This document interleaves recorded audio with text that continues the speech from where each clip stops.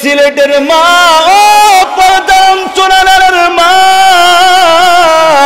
এ কলিজার টুকরা যুবক, ও বৃদ্ধ বাবা, রাত যত গভীর হয়ে যায় আল্লাহ তাআলা প্রথম আসমানে আসিয়া আপনাকে ডাকে, আলা মিন মুস্তাগফিরিন ফাগফির লাহু, আলা মিন মুস্তারজিকিন ফারযুকহু, আলা মুবতালান ফাউআফিহু, আলা কাযা হাত্তা ইয়াতলু আল ফজর।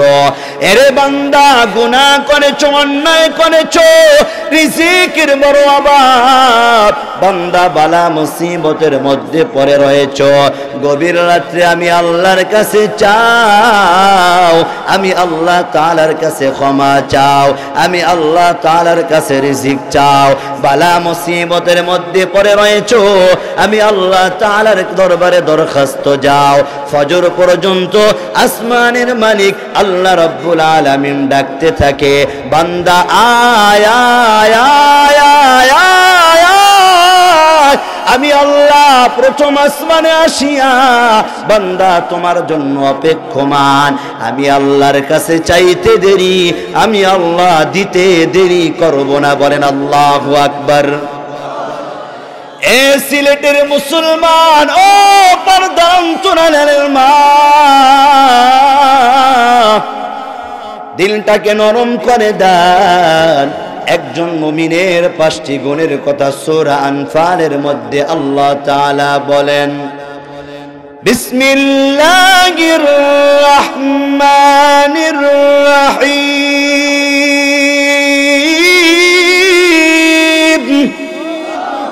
ইন্নামাল মুমিনুনা আল্লাযীনা ইযা যুকিরাল্লাহ ওয়াজিলাত কুলুবুহুম। আমার আল্লাহ রাব্বুল আলামিন পৃথিবীর সকল মানুষদেরকে লক্ষ্য করে বলতেছে, আরে দুনিয়ার মানুষরা, তোমরা যারা মুমিন দাবি করো, তোমরা যারা ঈমানদার দাবি করো, আমি আল্লাহ রাব্বুল আলামিন আমার ঈমানদার বান্দা বান্দির 1 নম্বর গুণের কথা বললাম। আমার ঈমানদার বান্দা বান্দির সামনে যখন আমি আল্লাহ তাআলার নাম উচ্চারণ করা হবে, আমি আল্লাহ তাআলার নাম তাদের সামনে নেওয়া হবে, ওই ঈমানদার বান্দা বান্দির হৃদয়টা আমি আল্লাহ তাআলার ভয় প্রকম্পিত হবে। বলেন আল্লাহু আকবার। একজন মুমিন বান্দার 1 নম্বর গুণ হলো আল্লাহ তাআলার নাম শোনা মাত্র কলবের মধ্যে ভয় লালিত হবে। কার? মুমিনের আওয়াজে বলেন না কার? ইমানদারের সামনে যখন আল্লাহ তাআলার নাম নেওয়া হবে, ওই ইমানদার বান্দা বান্দির কলবটা আল্লাহ তাআলার ভয়ে প্রকম্পিত হবে।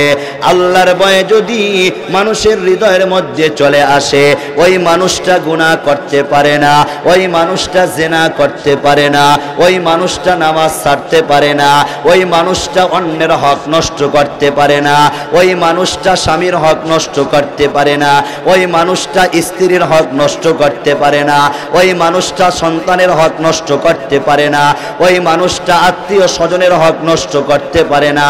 কারণ হার হালতে তার কলবের মধ্যে একজনের ভয় থাকে। মুমিনের আওয়াজে বলেন তিনি কে? আর মুমিনের ভয় যার হৃদয়ের মধ্যে পাওয়া যাবে, আল্লাহ রাব্বুল আলামিন সূরা আর রহমানের মধ্যে বয়ান করেন, ওয়ালিমান খাফা মাকামা রাব্বিহি জান্নাতান। আল্লাহু আকবার। আল্লাহ রাব্বুল আলামিন কয়, গোলাম, আমি আল্লাহর সামনে দণ্ডায়মান হওয়াকে যারা ভয় করবে, কিয়ামতের ময়দানকে যারা ভয় করবে, হার হালতে চিন্তা করবে আমি গুনাহ করলে আল্লাহর সামনে দণ্ডায়মান হওয়া লাগবে, কিয়ামতের ময়দানে আল্লাহ তাআলা পাকড়াও করবে, এই ভয় যার হৃদয়ের মধ্যে থাকবে, আমার আল্লাহ তাআলা কয়, গোলাম, একটা নয় তোর জন্য আমি আল্লাহ 2টা জান্নাত তৈরি করে রেখেছি। বলেন না সুবহানাল্লাহ। কেমন ভয় ছিল আকাবিরদের জিন্দেগির দিকে তাকান। এই জমিনের একজন জিন্দা ওলি, একজন মুহাদ্দিস, একজন তাবিঈ, নাম হলো আব্দুল্লাহ ইবনুল মুবারক রাহমাতুল্লাহি আলাইহি। আব্দুল্লাহ ইবনুল মুবারক রাহমাতুল্লাহি আলাইহির জীবনী পড়লে পাওয়া যায় আব্দুল্লাহ ইবনুল মুবারক রাহমাতুল্লাহি আলাইহি যখন দুনিয়া থেকে বিদায় হয়ে যায়, বিদায় হওয়ার পরে ওই জমানার একজন আলেম স্বপ্নে যুগে দেখতেছে আল্লাহ তাআলার ওলি আব্দুল্লাহ ইবনুল মুবারক রাহমাতুল্লাহি আলাইহি আল্লাহ পাকের জান্নাতে ঘুরতেছে। বলেন না সুবহানাল্লাহ। আলেম স্বপ্নে যুগে প্রশ্ন করে, আল্লাহর ওলি দুনিয়ায় যেমন আমল করেছেন, আমার আল্লাহ আপনার প্রতি রাজি খুশি হইয়া এরে আব্দুল্লাহ ইবনুল মুবারক আল্লাহর ভয় কলবের মধ্যে লালন করার কারণে আমার আল্লাহ আপনাকে চমৎকার জান্নাত দান করেছে। এমন সময় স্বপ্নে যুগে আব্দুল্লাহ ইবনুল মুবারক রাহমাতুল্লাহি আলাইহি ওই আলেমকে বলতেছে, আলেম শুনে নাও, বেশি খুশি হওয়ার দরকার নাই, আমি হইলাম একজন তাবিঈ, একজন মুহাদ্দিস, তোমরা আমাকে আল্লাহর ওলি হিসাবে জানতা। আমি আব্দুল্লাহ ইবনুল মুবারককে আমার আল্লাহ যেমন জান্নাত দান করেছে, আমার চাইতে আমার বাড়ির সামনে একজন কামার ছিল, ওই কামারকে আমার আল্লাহ আমি আব্দুল্লাহ ইবনুল মুবারকের চাইতে বড় জান্নাত দান করেছে। বলেন সুবহানাল্লাহ। সিলেটের মুসলমান, ও পর্দার অঞ্চলের আলেমের মা, জান্নাতে যাওয়ার জন্য বড় আলেম হওয়া শর্ত নয়, জান্নাতে যাওয়ার জন্য মুহাদ্দিস হওয়া শর্ত নয়, দিনদার পরহেজগার হওয়া লাগবে, ঈমান নিয়ে কবরে যাওয়া লাগবে, মুমিন হয়ে কবরে যাওয়া লাগবে। কারণ বাংলাদেশটা হলো এমন দেশ যে দেশের মধ্যে বহুত মসজিদের ইমাম আছে, বহুত মুহতামিম রয়েছে, বহুত আলেম রয়েছে, মিম্বরে বসিয়া হক কথা কয় না, আছে নাকি নাই? আরো জোরে বলেন। মসজিদের সভাপতি কষ্ট পায়, এলাকার মুরব্বীরা কষ্ট পায়, অমুকে কষ্ট পায়, এই জন্য বহুত আলেম রয়েছে নেতাকে খুশি করার জন্য স্টেজে বসিয়া তেল মারা শুরু করে, মেম্বারে বসিয়া কমিটিকে তেল মারা শুরু করে। এমন আলেম বাংলার জমিনে আছে নাকি না? কি হবে আলেম হয়ে ইমাম সেজে সমাজেতে, পারো যদি সত্য কথা উচ্চ স্বরে না বলিতে, ঠিক কিনা? কি হবে ইমাম হয়ে আলেম হয়ে সমাজেতে, পারো যদি সত্য কথা উচ্চ স্বরে না বলিতে, চাকরির ভয় করো যদি ছেড়ে দাও ইমামতি। আর জোরে বলে ঠিক কিনা? চাকরির ভয় করো যদি ছেড়ে দাও ওই না গদি, কি হবে ধোঁকা দিয়ে আল্লাহকে, কি হবে বেঁচে থেকে অযথা বিদ্যা শিখে, যদি না করতে পারি শোষণবিহীন সমাজটাকে, ঠিক কিনা? কি হবে ছাত্র সেজে চুমুকে সনদ খানা, যদি হয় বিদ্যালয়টা পতিতাদের আড্ডাখানা, ঠিক কিনা? এর চেয়ে মরাই ভালো দেশের যাওয়াই ভালো, এর চেয়ে মরাই ভালো দেশের যাওয়াই ভালো, কি হবে ধোঁকা দিয়ে আল্লাহকে, কি হবে বেঁচে থেকে অযথা বিদ্যা শিখে, যদি না গড়তে পারি শোষণবিহীন সমাজটাকে, ঠিক কিনা মুসলমান? একজন মুমিনের এক নম্বর গুণ হলো হার হালতে ভয় করব কাকে? জোরে বলেন না কাকে? আব্দুল্লাহ ইবনুল মুবারক রাহমাতুল্লাহি আলাইহি আলেমকে রেখে বলতেছে, আলেম শুনে নাও, আমার চাইতে আমার বাড়ির সামনে যে কামার ছিল, আল্লাহ রাব্বুল আলামিন ওই কামারের প্রতি রাজি খুশি হইয়া আমি আব্দুল্লাহ ইবনুল মুবারকের চাইতে আমার আল্লাহ চমৎকার বড় সুন্দর জান্নাত দান করেছে। বলেন না আল্লাহু আকবার। আলেমের ঘুম ভেঙে যায়, সকাল বেলা আলেম ফজরের নামাজের পরপরই কামারের বাড়ির সামনে আসিয়া হাজির। আসসালামু আলাইকুম ওয়া রাহমাতুল্লাহ বলিয়া দরজার মধ্যে নক করলেন। কে আছেন মা? দরজাটা খুলেন না, আমি এসেছি একটা তথ্যের জন্য। ভিতর থেকে মিষ্টি আওয়াজে একজন বোন ওয়ালাইকুম আসসালাম ওয়া রাহমাতুল্লাহ বলিয়া তিনি বললেন, হ্যাঁ বলেন, কি জানতে চান? এমন সময় আলেম চোখের পানিগুলো বের করে ওই বোনকে ডেকে বলতেছে, বোন আমার জানতে বড় মন চায়, এটা কি কামারের বাড়ি কিনা? বোন চোখের পানি বের করে কান্না করে আর বলে, হ্যাঁ আমার স্বামী হইল কামার, আমার স্বামী দুনিয়া থেকে বিদায় হয়ে গিয়েছে। কেন, কি হয়েছে? আমার স্বামীর কাছে কি আপনি কোনো পাওনা পাইবেন কিনা? কোনো ঋণ আপনার কাছ থেকে নিয়েছে কিনা?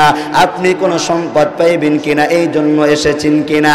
এমন সময় আলেম ডেকে বলেন, না বোন না, আপনার স্বামীর কাছে আমি কোনো কিছু পাইব না। বোন আমার জানতে বড় মন চায়, আপনার প্রাণের স্বামী দুনিয়ার হায়াতের জিন্দেগিতে এমন কি আমল করেছে যে আমলটা আল্লাহ তাআলার কাছে বড় প্রিয়?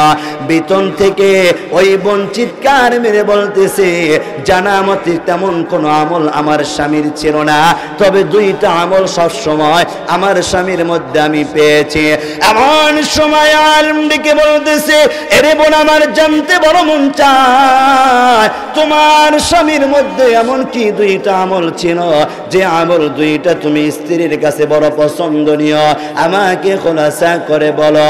এমন সময় ভিতর থেকে ওই বোন আওয়াজ দিয়ে বলতেছে, তাহলে শুনে নাও, আমার স্বামীর মধ্যে এক নম্বর গুণ ছিল, আমার কলিজার টুকরা স্বামী দিনের বেলা আল্লাহ তাআলার গোলামি করত, রোদ্রের তাপে সূর্যের তাপে দিনের বেলা কামারের কাজ করতে পারতো না। আমার স্বামী রাতের আধারে লোহা দ্বারা, হাতুড়ি দ্বারা লোহার মধ্যে আঘাত করিয়া কামারের কাজ করত। মাঝে মাঝে আমার স্বামীকে আমি দেখতে পেতাম, আমার স্বামী যেই জায়গায় বসিয়া কামারের কাজ করত, ওই জায়গা ওই বাড়ির সামনে, ওই দোকানের সামনে ছিল জগৎ বিখ্যাত আল্লাহ তাআলার ওলি আব্দুল্লাহ ইবনুল মুবারক রাহমাতুল্লাহি আলাইহির বাড়ি। মাঝে মাঝে দেখতাম আমার স্বামী আব্দুল্লাহ ইবনুল মুবারক রাহমাতুল্লাহি আলাইহির বাড়ির দিকে তাকাইতো, লক্ষ্য করে দেখতে পেত গভীর রাত্রে আব্দুল্লাহ ইবনুল মুবারক আল্লাহ তাআলার কদমে সিজদা দিতেছে। বলেন না আল্লাহু আকবার। আমার স্বামী হাতুড়িটা উপরে উঠাইতো আর মালিকের দরবারে চক্ষু দ্বারা পানি বের করে জবান দ্বারা বলতো, আল্লাহ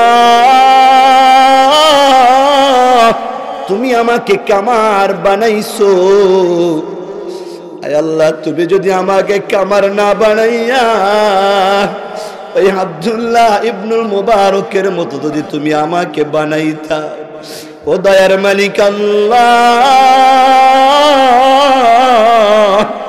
আমি কামারগিরি ত্যাগ করে দিয়ে ওই আব্দুল্লাহ ইবনুল মুবারকের মতো গভীর রাত্রে তোমার কদমে সিজদা দিতাম। বলেন না আল্লাহু আকবার। বোন চোখের পানি বের করে বলে, আলেম ভাই শুনেন, আমার স্বামীর আর একটা গুণ ছিল, আমার স্বামী রাতের আধারে যখন কামারের কাজ করত, ওই গভীর রাত্রে কাজ করতে করতে যখন ফজরের সময় মুয়াজ্জিন হাইয়া আলাস সালাহ বলে যখন ডাক দিত, আমার কলিজার টুকরা স্বামী দুনিয়ার ওই হাতুড়ি ত্যাগ করে দিয়ে, কামারের কাজ ত্যাগ করে দিয়ে একটি সেকেন্ডের জন্য আর দুনিয়ার কাজে লাগতো না। আল্লাহ তাআলার ধ্বনি শোনা মাত্র আল্লাহ তাআলার ভয় কলবের মধ্যে লালন করিয়া সরাসরি ফজরের নামাজের জন্য মসজিদে চলে যাইতো। বলেন না আল্লাহু আকবার। এবার আলেম চোখের পানি বের করে কান্না করে আর চিৎকার মেরে বলবো, তোমার স্বামীর মধ্যে যে দুইটা গুণ তুমি লক্ষ্য করে দেখতে পেয়েছো, এই দুইটা গুণ আল্লাহ তাআলার দরবারে এমন ভাবে কবুল হয়েছে, আল্লাহর ভয় কলবের মধ্যে লালন করার কারণে তোমার স্বামীকে আমার আল্লাহ এমন ভাবে গ্রহণ করেছে, এমন ভাবে কবুল করেছে। আমি আলেম স্বপ্নে যুগে দেখেছি তোমার স্বামীর প্রতি আমার আল্লাহ রাজি খুশি হইয়া ওই বড় আলেম আব্দুল্লাহ ইবনুল মুবারকের চাইতে বড় জান্নাত তোমার স্বামীকে আল্লাহ দান করেছে। বলেন সুবহানাল্লাহ। সিলেটের মুসলমান পর্দার অন্তরালের মা, আপনার আমার দিনের মধ্যে যদি আল্লাহ তাআলার ভয় লালন করতে পারি, हर हालत ज़बान द्वारा उठते बसते सुबहानाल्लाह अल्हम्दुलिल्लाह ला इलाहा इल्लल्लाह अल्लाहु আকবার।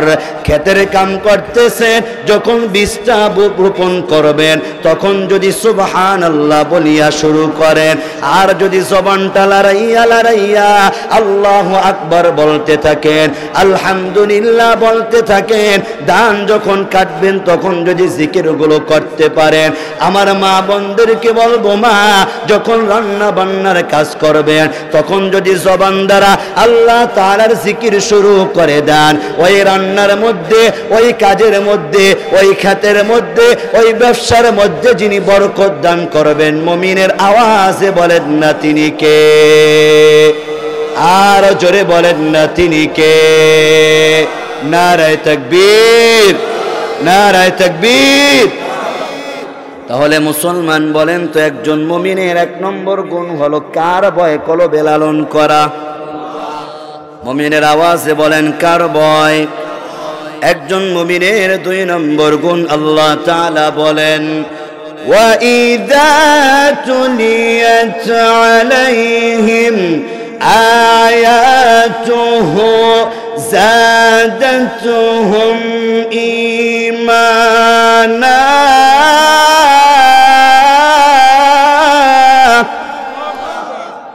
একজন মুমিনের দুই নম্বর গুণ হলো, মুমিনের সামনে যখন কোরআন তেলাওয়াত করা হবে, মুমিনের সামনে যখন কোরআনের আলোচনা করা হবে, কোরআন শোনানো হবে, মুমিনের ঈমানটা যিনি বৃদ্ধি করবেন তিনি কে?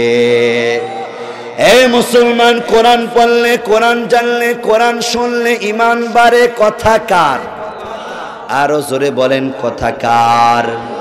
কোরআন জানলে, কোরআন পড়লে, কোরআন শুনলে ঈমান বাড়ে। আপনি আমি না বুঝলেও বাংলাদেশের নাস্তিক মুরতাদ আর তৎকালীন যুগের কাফেররা বুঝতো, কথাগণ ঠিক কিনা? এটা আমার কথা না, আল্লাহ পাকের কোরআন খুলেন, আল্লাহ রাব্বুল আলামিন বলেন, وقال الذين كفروا لا تسمعوا لهذا القرآن والغوا فيه لعلكم تغلبون। আমার আল্লাহ রাব্বুল আলামিন বহুত পূর্বে আল্লাহ তাআলার পয়গম্বরকে জানান দেন, হাবিব শুনেন, মক্কার কাফির মুশরিকরা তারা ঘুরে ঘুরে বলতো, সাবধান, লা তাসমাউ লিহাদাল কুরআন, মুহাম্মাদের কাছে যাইবা, মুহাম্মাদের কথা শুনবা, তবে কোরআন শোনা যাবে না, পারলে কোরআনের জায়গায় হট্টগোল তৈরি করবা। মুসলমান বলেন তো, এই কথাগুলো ছিল মুসলমানদের না কাফেরদের? আর জোরে বলেন না কাদের? তাই কোরআন শোনা যাবে না, কোরআন মানা যাবে না, কোরআনের মজলিসে আসা যাবে না, কোরআনের জায়গায় হট্টগোল লাগাইবা, এটা কোনো মুমিনের কথা না, এটা হলো কাফেরদের কথা। কথাগণ ঠিক কিনা? এই জমানায় যারা কোরআনের ময়দানে বাধা দেয়, মসজিদ মাদ্রাসার বিপক্ষে অবস্থান নেয়, আলেমদের বিপক্ষে অবস্থান নেয়, মাদ্রাসার ছাত্রদের বিপক্ষে অবস্থান নেয়, এরা প্রকৃত মুসলমান দাবি করলেও আল্লাহর কোরআন প্রমাণ বহন করে, তারা টাটকা মুনাফিক। কথাগণ ঠিক কিনা? আজকে এই জায়গা থেকে মুসলমান আমি একটা আওয়াজ শুনতে চাই, সেই মুনাফিকদের বিরুদ্ধে যদি আল্লাহর জমিনে আল্লাহর কোরআন কায়েম করার জন্য জান দেওয়ার প্রয়োজন হয়, মাল দেওয়ার প্রয়োজন হয়, রক্ত দেওয়ার প্রয়োজন হয়, জীবনের সবটুকু উজাড় করার প্রয়োজন হয়, কারা কারা রাজি আছেন? আল্লাহু আকবার বলে হাত জাগায়। আল্লাহ কবুল করুন।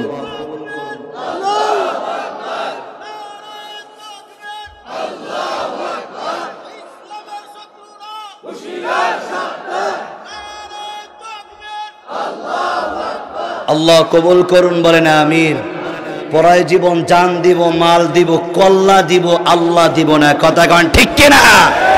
প্রয়োজনে দেহের সবটুকু শক্তি, সবটুকু রক্ত উজাড় করে দিব আল্লাহর জমিনে। আল্লাহ এবং তার রাসূলকে নিয়ে কোন নাস্তিক মুরতাদ যদি চোখ তুলে তাকায়, তার চোখ উপড়ে ফেলা হবে, কথা কন ঠিক কিনা?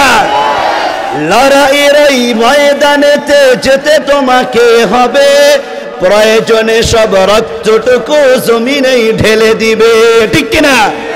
তবুও তোমায় লড়তেই হবে, মানিবে না পরাজয়। বিপ্লব মানি জীবন দেয়া বসে থাকা নয়, সে কোনো দিন আসবে না রে, করো যদি ভয়। বিপ্লব মানি জীবন দেয়া বসে থাকা নয়, সে কোনো দিন আসবে না রে, করো যদি ভয়। আসবে বিজয় রক্ত আর জীবনের বিনিময়, ঠিক কিনা? আসবে বিজয় রক্ত আর জীবনের বিনিময়। বিপ্লব মানি জীবন দেয়া বসে থাকা নয়, সে কোনো দিন আসবে না রে, করো যদি ভয়। কোথা থেকে কোন ভিনদেশী শকুন আমার দেশে এসে সেবার নামে বসলো জুড়ে মীর জাফরের ভেসে, ঠিক না? ওদের করতে নাস্তানাবুত হতে হবে নির্ভয়। বিপ্লব মানি জীবন দেয়া বসে থাকা নয়, সে কোনো দিন আসবে না রে, করো যদি ভয়, ঠিক কিনা মুসলমান? আপনাদের কষ্ট হচ্ছে না? ছেড়ে দেই, কি বলেন? চলবে কতক্ষণ? ফজর না পড়ে যাবেন গা? হ্যাঁ, দেখি তো কারা কারা ফজর পড়বেন না, হাত জাগান। সত্যি পড়বেন না? কারা পড়বেন? আল্লাহু আকবার, নারায়ে তাকবীর, নারায়ে তাকবীর। মাঝখানে মনে হয় শয়তান একটা জায়গা আছে, এক দুইজন বসতে পারবে, একটু সামনে আসেন। আসেন না? কিছুক্ষণ পরে দেখবেন পিছনে এসে জায়গাও পাবে না, রাস্তার মধ্যে বসা লাগবে তাদের, কথা কন ঠিক কিনা? কারণ মুসলিম মায়ের গর্ভে জন্মগ্রহণ করেই থাকে, এই মাদ্রাসা মসজিদকে মহাব্বত করা লাগবে, বলেছেন আখিরি জমানার নবী, কথা কন ঠিক কিনা? মুসলমান, কোরআন শুনলে, কোরআন জানলে ইমান বাড়ে, আপনাদের বিশ্বাস হয়? আপনাদের না হইলেও কাফেরদের হইতো। কাদের হইতো? এই জন্য তো কাফেররা কইছে সাবধান, লা তাসমাউ লিহাযাল কোরআন, যা কিছু করো আর না করো মুহাম্মাদের কোরআন শুনলো না। সেই কাফেরদের উত্তরসূরি বাংলাদেশে কিছু আছে, কথা কন ঠিক কি? কেবল কিছু আছে না, মাঝে মাঝে কোরআনে জায়গায় বাধা দিয়েছে, বাধা ঠিকই দিয়েছে, পালাবার রাস্তাও খুঁজে পায় না, কথা কন ঠিক কিনা? পাল্লা রে পালা, জলদি পালা, নহিলে তোদের গলে জ্বলবে তালা, ঠিক কিনা? কি আপনাদের মরা মরা কি? আপনারা কি মরানি? ভয় লাগে? ভয় লাগে নাকি? আমার সাথে বলেন না, পাল্লা রে পালা, জলদি পালা, নহিলে তোদের গলে জ্বলবে তালা। পাল্লা রে পালা, জলদি পালা, নহিলে তোদের গলে জ্বলবে তালা। হক আসছে, বাতিল তো কাফছে, ছিনিয়ে নিব মোরা জয়ের মালা, ঠিক কিনা? পালা রে পালা, জলদি পালা, নহিলে তোদের গলে জ্বলবে তালা।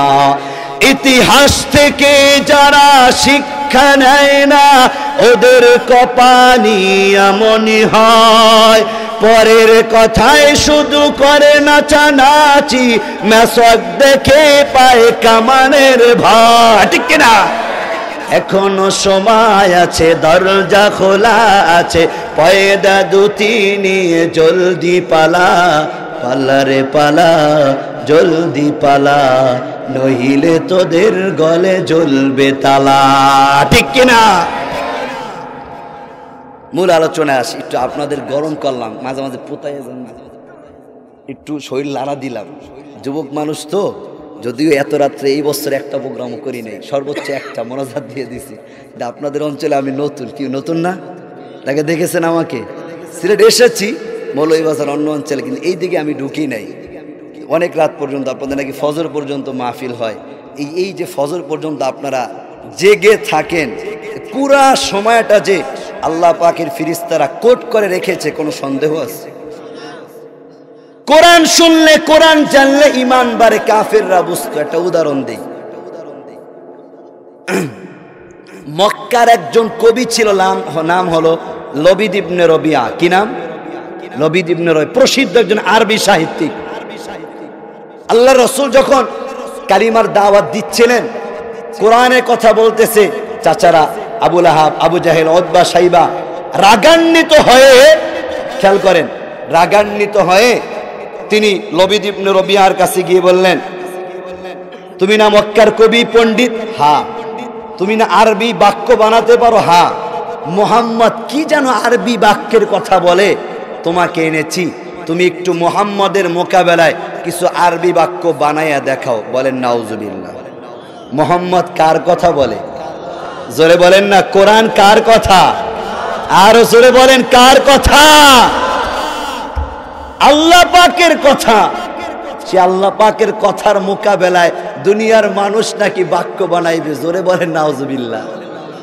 আল্লাহ কয়, ওমা কারু ওমা কার আল্লাহ, আল্লাহু খায়রুল মাকিরিন। তোরা সবাই মিলে চক্রান্ত করবি, আমি আল্লাহ এমন কৌশল অবলম্বন করব, আল্লাহু খায়রুল মাকিরিন, আমি আল্লাহর কৌশলটা উত্তম, শ্রেষ্ঠ। সুবহানাল্লাহ। কর আল্লাহকে, তোরা খালি আয়, এরপরে খেলাটা আমি দেখাচ্ছি। লবিদ ইবনে রবিয়াকে ধরিয়া আল্লাহর রাসূলের কাছে নিয়ে এসেছেন। লবিদ ইবনে রবিয়া তিনি বললেন, তোমরা কাজ করো, আমাকে মুহাম্মদের কাছে নিয়ে যাও। না শুনলে বানাইবো কিভাবে? মুহাম্মদেরটা শুনলে সে না, আমি এর বিপরীত কিছু বানাতে পারবো। আল্লাহ কয়, তুই শুনলেই তোর কলবের মধ্যে আমি আল্লাহ হেদায়েতের মেডিসিন ঢেলে দিব। সুবহানাল্লাহ। মক্কার কবি লবিদ ইবনে রবিয়া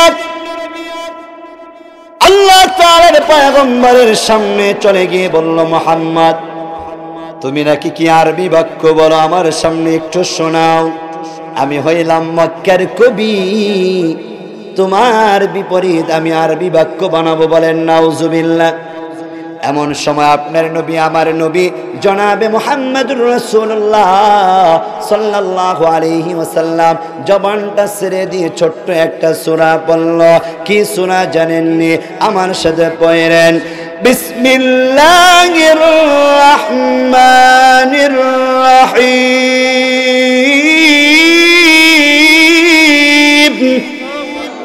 ইন্না আ'তাইনাকাল কাউসার ফাসাল্লি লিরাব্বিকা ওয়ানহার ইন্না শানিআকা হুয়াল আবতার। বলেন আল্লাহু আকবার। মায়ান নবীজি যখন সূরা কাউসার তেলাওয়াত করে শোনালেন, মক্কার কবি লবিদ ইবনে রবিয়া আর কোনো কথা না বলিয়া জবান দ্বারা তিনি পড়ে ফেললেন কালিমায়ে শাহাদাত, আশহাদু আল্লা ইলাহা ইল্লাল্লাহু ওয়াহদাহু লা শারীকা লা ওয়া আশহাদু আন্না মুহাম্মাদান আবদুহু ওয়া রাসূলুহু। বলেন আল্লাহু আকবার। মক্কার আবু লাহাব, আবু জাহেল, উতবা, শাইবা রাগান্বিত হয়ে মক্কার কবি লবিদ ইবনে রবিয়াকে ডেকে বলল, কবি তোমাকে আল্লাহ মুহাম্মাদের বিপক্ষে বক্তব্য দেওয়ার জন্য তুমি দেখি মুহাম্মাদের বাক্য শুনিয়া নিজে কালিমা পড়ে ফেললা। মুসলমান জানেন, কোরআন পড়লে, কোরআন জানলে কোরআনের মজলিসে আসলে যে ঈমান বাড়ে এর বাস্তব প্রমাণ হলো এইটা। এমন সময় লবিদ ইবনে রবিয়া জবান দ্বারা কাফির মুশরিকদের বিরুদ্ধে একটা শব্দ উচ্চারণ করলো, হে মক্কার কাফিররা শুনে নাও, আল্লাহ তাআলার পয়গম্বর মুহাম্মদ যে কথা বলেছে, মা হাযা কওলুল বাশার, মা হাযা কওলুল বাশার, এটা কোন দুনিয়ার মানুষের বক্তব্য নয়, এটা হলো স্বয়ং আল্লাহ রব্বুল আলামিনের কথা। বলেন আল্লাহু আকবার।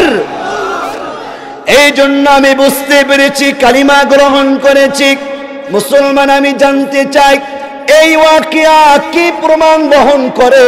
কোরআন শুনলে, কোরআন জানলে ঈমান বাড়ে, কোরআনের মজলিসে আসলে ঈমান বাড়ে, কথাটা কার? এটা কাফিররা বুঝতো, যার কারণে কোরআনে মজলিসে আসতে দিত না। আপনার আমার সন্তানদেরকে বলতো, সাবধান, হুজুররা যে এত বড় বড় কথা কয়, এখানে যাইবা না, মসজিদে জুমার দিন আগে যাওয়ার কোনো দরকার নাই, ওয়াজ মাহফিলে যাওয়ার দরকার নাই, হুজুররা গরম কথা বললি একটা ফেতনা লাগাইয়া দিবা। এমন বিগত দিনে হয়েছে কিনা? আর জোরে বলেন, হয়েছে কিনা? এত বুঝাইছি বাবারা, যুবক ভাইরা, তোমাদের কালচারের সাথে কিন্তু তৎকালীন যুগের কাফের মুশরিকদের সাথে মিলে যায়। সাবধান, সাবধান, সাবধান, যা কিছুই করো কোরআন বিরোধী কাজ করা যাবে। তাহলে মুসলমান বাবাজিরা বলেন তো, একজন মুমিনের 2 নম্বর গুণ হলো কোরআন জানলে, কোরআন পড়লে ঈমান বাড়ে, কথাটা কার?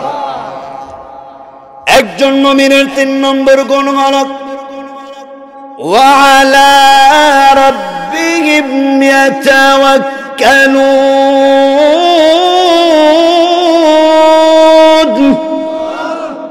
একজন মুমিন বান্দা বান্দি হার হালতে ভরসা করবে একজনের উপর। মুমিনের আওয়াজে বলেন না, তিনি কে? আজকে রিজিকের অভাব, রিজিক চাইবো একজনের কাছে, বলেন তিনি কে? চাকরি হয় না, চাকরি দেওয়ার মালিক কে? অনেক সময় মা বোনদের সন্তান হয় না, সন্তান দেওয়ার ক্ষমতা কার? না বাবার, কোনো বাবার, কোনো আলেমের, সন্তান দেওয়ার মালিক কে? সুতরাং হার হালতে ভরসা করবো একজনের উপর, রিজিকের জন্য ভরসা করব আল্লাহ তাআলার উপর। আল্লাহ তাআলা কোরআনুল কারীমের মধ্যে বলেন, ওয়ামা মিন দাব্বাতিন ফিল আরদি ইল্লা আলাল্লাহি রিজকুহা। এই জমিনের মধ্যে আল্লাহ রাব্বুল আলামিন যত মাখলুক বানাইলেন, সকল মাখলুকের রিজিকের দায়িত্ব কার হাতে?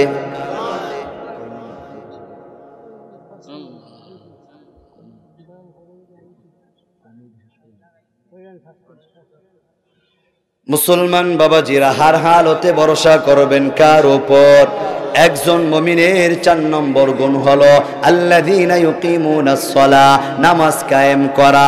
একজন মুমিনের 5 নম্বর গুণ হলো ওয়া মিম্মা রাযাকনাহুম ইউনফিকুন, আল্লাহ তাআলা যে সম্পদ দান করেছে ওই সম্পদ থেকে খরচ করা। আল্লাহ রাব্বুল আলামিন কয়, গোলাম, এই 5টা গুণ যদি অর্জন করতে পারো, দুনিয়ার কোনো মানুষের সার্টিফিকেটের প্রয়োজন নাই। আমি আল্লাহ তাআলা জানান দিলাম, উলাইকা হুমুল মুমিনুনা হাক্কা। আমি বান্দা নিজে তোরে মুমিনের সনদ দান করে দিলাম। বলেন সুবহানাল্লাহ। আমার মা বোনদেরকে বলবো, মা, আজকে আপনাদের অঞ্চলে আমি নতুন। আল্লাহ তাআলার পয়গম্বর কয়, কোন মা বোন যদি 4টা গুণ অর্জন করতে পারে, ইযা সাল্লাতিল মারআতু খামসাহা, 5 ওয়াক্ত নামাজ। 2 নম্বর ওয়া সামাত শাহরাহা, রমজানে রোজা রাখা। 3 নম্বর ওয়া হাসনাত ফারজাহা, লজ্জা স্থান হেফাজত অর্থাৎ পর্দার বিধান পালন করা। 4 নম্বর ওয়া তাআত বালাহা, স্বামীর খেদমত করা। এই চারটা গুণ যদি পৃথিবীর কোন নারী পালন করতে পারে, আল্লাহ তাআলার পয়গম্বর কয় উম্মত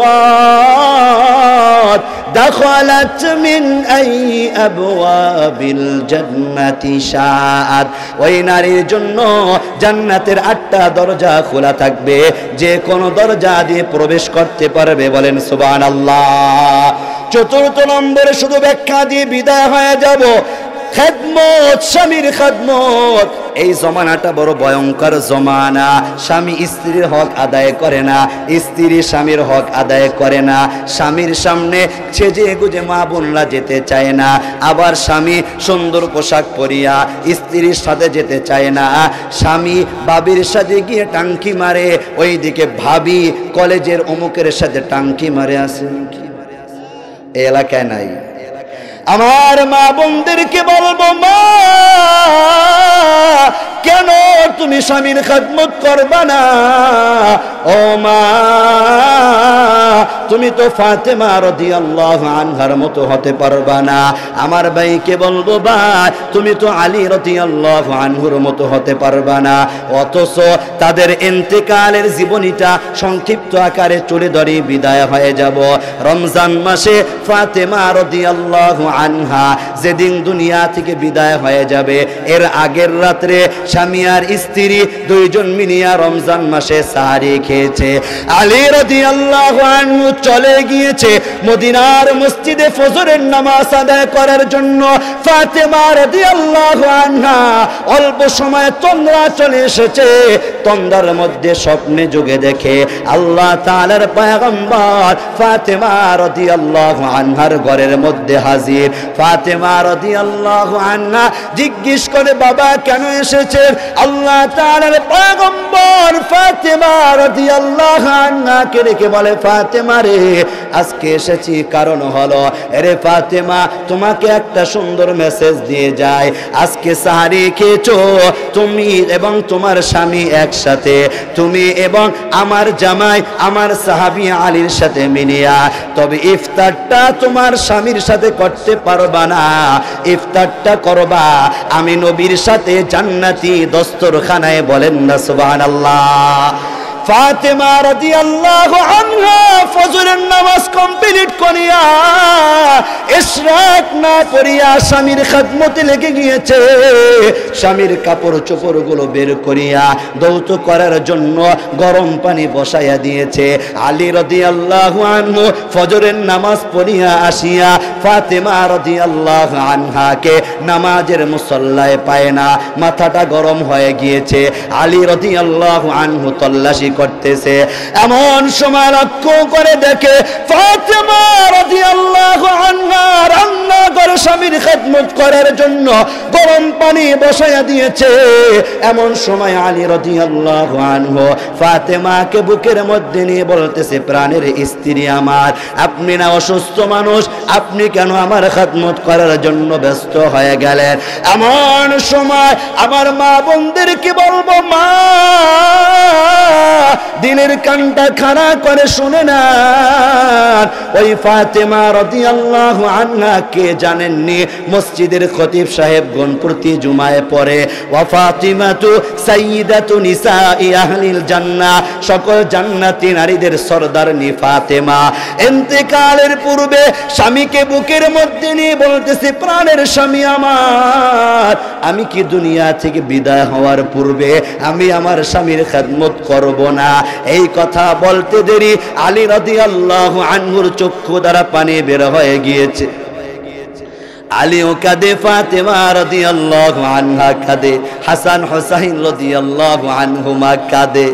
ফাতেমা রাদিয়াল্লাহু আনহার অভ্যাস ছিল হাসান হুসাইন রাদিয়াল্লাহু আনহুমা কান্না করলে রাসূলের রওজার কাছে প্রেরণ করে দিত, নানার সাথে রওজার কাছে গিয়ে কথা বলতো। ওই দিন যখন হাসান হুসাইন রাদিয়াল্লাহু আনহুমাকে প্রেরণ করে দেয়, এমন সময় রওজার ভিতর থেকে আখিরি জামানার নবী মুহাম্মদুর রাসূলুল্লাহ সাল্লাল্লাহু আলাইহি ওয়াসাল্লাম হাসান হুসাইনকে ডেকে বলে, হাসান হুসাইন রে, আজকে আমার কাছে আসা লাগবে না, জলদি করে জনম দুঃখিনী মায়ের চেহারাটা দেখার জন্য যাও। আজকের পর থেকে ওই মায়ের চেহারা দেখতে পারবা না, আজকের পর থেকে ওই জনম দুঃখিনী মায়ের চেহারা দেখার সৌভাগ্য হবে না। হাসান হুসাইন রাদিয়াল্লাহু আনহুমা কান্না জড়িত দেহ নিয়া মায়ের কাছে আসলেন, বাবার কাছে আসলেন, দুইজন কাঁদে, স্বামী স্ত্রীও কান্না করে। এমন সময় ফাতেমা রাদিয়াল্লাহু আনহা স্বামীর হাতটা ধইরা বললেন, স্বামী আমার, আমি হয়তো দুনিয়া থেকে বিদায় হয়ে যাব, আপনি আমাকে মাফ করে দিয়েন। আলী রাদিয়াল্লাহু আনহু কয়, আপনি আমাকে মাফ করে দিয়েন। স্বামী স্ত্রী একে অন্যের কাছে ক্ষমা চায় দুনিয়া থেকে বিদায় হওয়ার পূর্বে। ফাতেমা রাদিয়াল্লাহু আনহা স্বামীর হাতটা ধইরা বললেন, স্বামী আমার ইন্তেকালের পরে যত দ্রুত সম্ভব লাশটা কবরের মধ্যে রেখে আসবেন, এত আওয়াজের প্রয়োজন নাই, আমাদের মতো মাইকে ঘোষণা দেওয়ার কোনো প্রয়োজন নাই। ফাতেমা রাদিয়াল্লাহু আনহা দুনিয়া থেকে বিদায় হয়ে যায়। ঘরের মধ্যে তিনজন মানুষ, আলী, হাসান, হুসাইন রাদিয়াল্লাহু আনহুমা, খাটিয়া ধরার জন্য চারজন মানুষের প্রয়োজন। গভীর রাত, এই রাত্রে কে আসবে? এমন সময় গভীর রাত্রে লক্ষ্য করে দেখে সাহাবী আবু যর গিফারি রাদিয়াল্লাহু আনহু আসতেছে। আলী রাদিয়াল্লাহু আনহু ডাক দিয়া কয়, আরে ভাই আবু যর গিফারি, ফাতেমার ইন্তেকালের সংবাদ তো কারো কানে দেওয়া হয় নাই, তুমি কিভাবে শুনলা? এমন সময় সাহাবী আবু যর গিফারি কয়, ভাই আলী, রাতের আঁধারে স্বপ্নে যুগে আল্লাহ তাআলার পয়গম্বর আসিয়া বলে, আবু যর, আমার মেয়ের খাটিয়া ধরা বড় প্রয়োজন, জলদি করে যাও, আল্লাহ তাআলার পয়গম্বরের নির্দেশে এসেছি। আমার মা বোনদেরকে বলবো, মা, চারজন মিলিয়া দাফনের কাজটা কমপ্লিট করে দেয়। আমি মুসলমান জানতে চাই, ওই ফাতেমা রাদিয়াল্লাহু আনহার মতো কি এই জমানার কোনো মেয়ে হতে পারবে? কি বলেন, হতে পারবে?